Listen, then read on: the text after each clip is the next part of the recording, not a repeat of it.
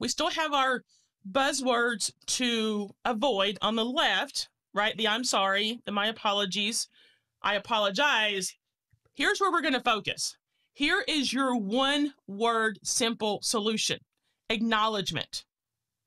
When you feel the need to say I'm sorry, turn it into an acknowledgement.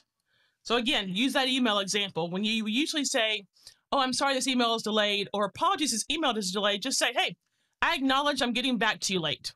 I acknowledge I may have missed this. Take the words I'm sorry, take the words apologies, take the word replace all of those with an acknowledgement. You can just simply say, yeah, hey, listen, here's the email I owe you. Just say it. Just acknowledge it. There's no need for the I'm sorries and the apologies and the filler words, because it does come across as though you are someone who is over apologizing. Again, undermining your credibility. Turn the I'm sorry into an acknowledgement and just acknowledge whatever you think you're apologizing for and move on. Now, you may say, you may kind of think, well, how does that work? Try it. And you'll see I have at the bottom here, just say it.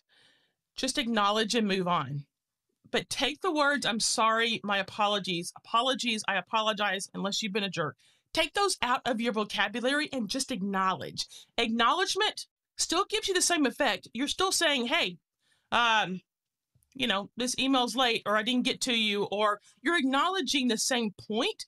You're taking the filler words and the apology words that are undermining your credibility out of the conversation. So let's turn apologizing into acknowledgement, and acknowledgement helps you preserve that credibility versus someone who people are tired of hearing you apologize.